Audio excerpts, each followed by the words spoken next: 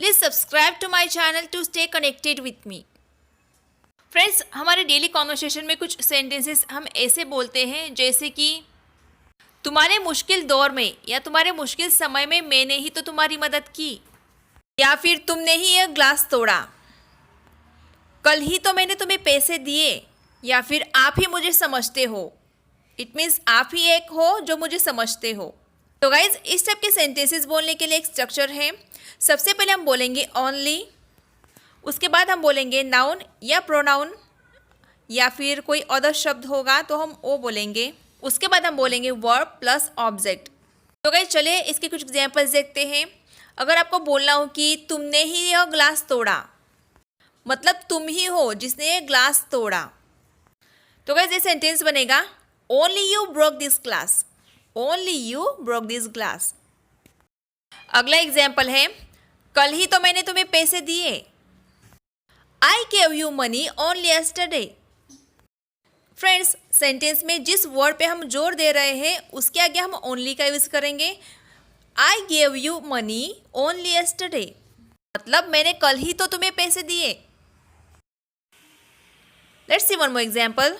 आप ही मुझे समझते हो। इट मीन्स आप ही हो जो मुझे समझते हो। तो हम बोलेंगे only you understand me. Only you understand me.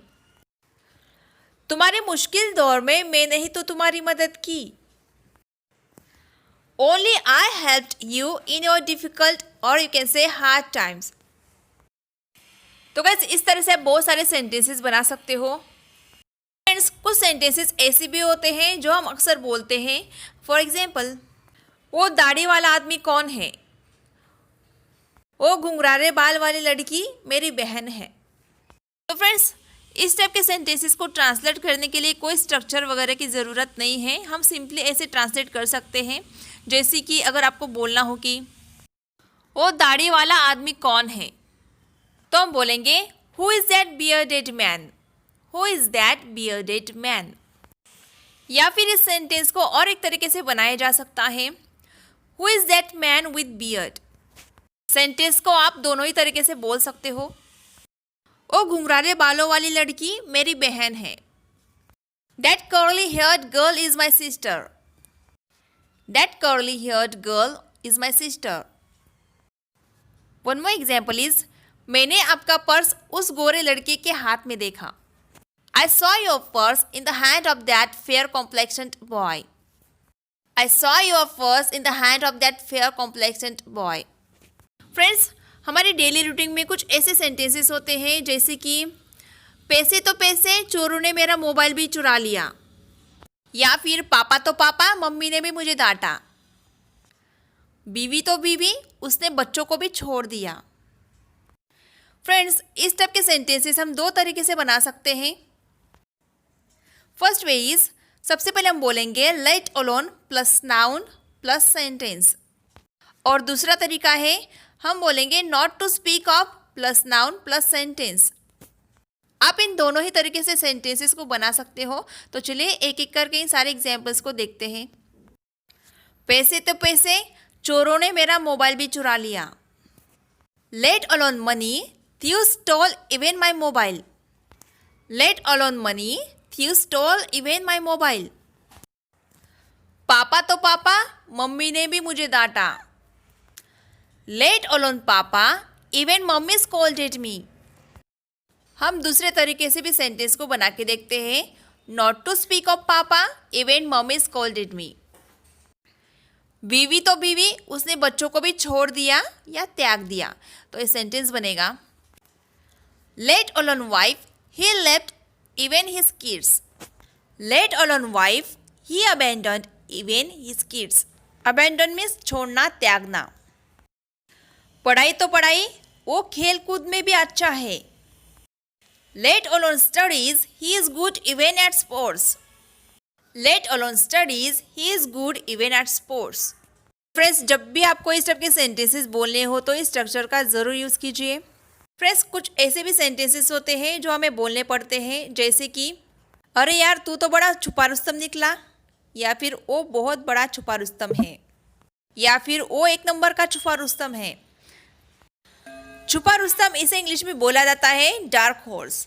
Dark horse यह एक इडियम है या फिर इसे आप ब्लैक हॉर्स भी बोल सकते हो। सपोज आपको बोलना हो कि तू तो बड़ा छुपा रुस्तम निकला, तो आप बोलेंगे you turned out to be a dark horse. You turned out to be a dark horse. वो एक नंबर का छुपा रुस्तम है। He is a dark horse of the first order. He is a dark horse of the first order. या फिर अगर आपको बोलना हो कि तुम छुपा रुस्तम हो, तो बोलेंगे you are a dark horse. You are a dark horse. Friends, हमारा अगला सेंटेंस स्ट्रक्चर है गेट प्लस एग्जेक्टिव, और इसका मतलब होता है होना, मतलब कोई चीज़ या कोई बात होना। सपोज आपको बोलना हो कि मेरे पैर में मोच आ गई, या फिर उसकी शादी हो रही है, बाहर वर्षा हो रही है, बारिश हो रही है, या फिर ठंड हो रही है। तो गाइज इन सारे सेंटेंसेस में हम गेट प्लस एग्जेक्टिव का यूज़ करेंगे। तो चलिए इसकी कुछ एग्जांपल्स देखते हैं। अगर आपको बोलना हो कि उसकी उंगली दरवाजे में आ गई, तो आप बोलेंगे हीज, लड़का होगा तो हीज और लड़की होगी तो हर। हीज और her finger got stuck in the door. His finger got stuck in the door, मतलब उसकी उंगली दरवाजे में आ गई। या फिर बोलना हो कि उसकी शादी हो रही है, then you can speak he is getting married, और लड़की होगी तो शी इज गेटिंग मैरिड। ठंड हो रही है, it's getting cold. It's getting cold. तुम बारिश में गीले क्यों हो रहे हो? Why are you getting wet in the rain? Why are you getting wet in the rain? अगर आपको किसी का ओपिनियन जानना है किसी चीज़ के बारे में, सपोज आपसे मिलने आपके गांव या आपके शहर कोई आया और आपने उसे पूरा शहर घुमाया, तो अब अगर आपको उसे पूछना हो कि आपको हमारा गांव या हमारा शहर कैसा लगा, फिर आपको मेरा घर कैसा लगा, या फिर तुम्हें मेरी नई बाइक कैसी लगी। फ्रेंड्स, इस तरह से आप किसी चीज़ के बारे में किसी का ओपिनियन जानना चाहते हैं तो हम इसके लिए यूज़ करेंगे हाउ डिड यू फाइंड, या आप लाइक भी बोल सकते हो। हाउ डिड यू फाइंड और हाउ डिड यू लाइक का।